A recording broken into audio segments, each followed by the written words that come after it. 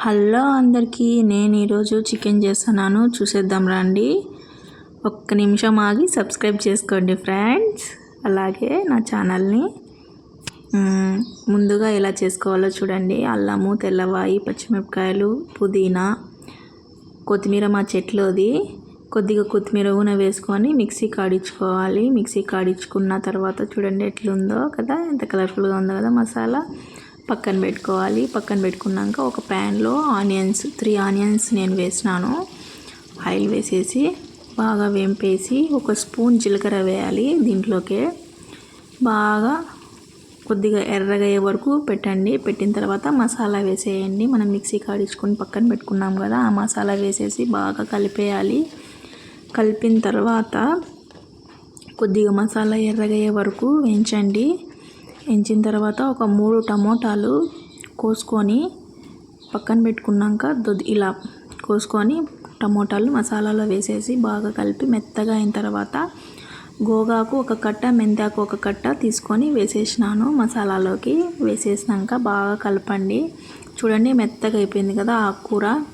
ఇంత వేస్తే ఎంత అయింది చూడండి. అసలు మసాలాలు కనిపించడం లేదు కదా ఆకుకూర.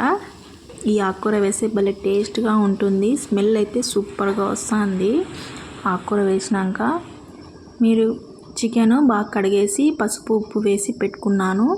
ఈ మసాలాలో వేసేయాలి. చికెన్ వేసేసి బాగా మసాలా అద్దేలాగా ముక్కలకి బాగా కలపాలి. బాగా కలిపేసిన చూడండి ఫ్రెండ్స్, చూడండి ఎంత బాగుందో కదా. ఇంకా దీన్ని ఒక 10 మినిట్స్ పక్కన పెట్టేయాలి. పెట్టేస్తే చూడండి ఎలా ఉడికిందో కదా. ఇంకా కొద్దిగా పచ్చిగా ఉంది, ఇంకా ఉడకాల. అలాగే 3 స్పూన్ల కారము, 1 స్పూన్ ధనియాల పొడి వేసుకోవాలి. కారం మేము ఎక్కువ తింటాము, అందుకే కొద్దిగా ఎక్కువ వేసుకున్నాను ఫ్రెండ్స్ నేను. మీకు తగినంత వేసుకోండి మీరు. అలాగే జీలకర్ర, దీంట్లోకి జీలకర్ర, యాలకులు, మిరియాలు అవన్నీ వేసి పౌడర్ చేసుకున్నాను. అది మసాలా, అది 1 స్పూన్ వేస్తాను. Garam masala 1 spoon, chicken masala 1 spoon వేస్తాను.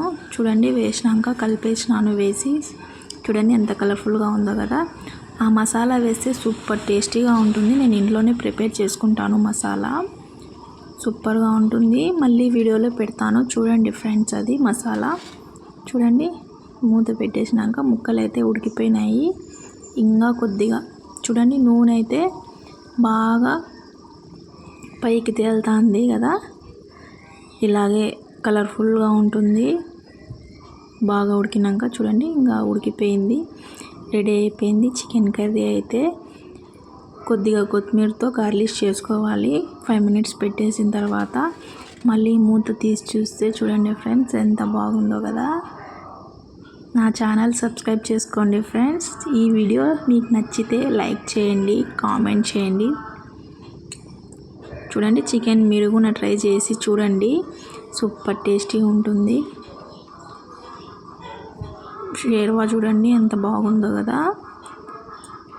ముక్కలు అయితే సూపర్గా ఉన్నాయి. మీరు కూడా ట్రై చేసి చూడండి ఫ్రెండ్స్, సూపర్గా అయితే ఉంది.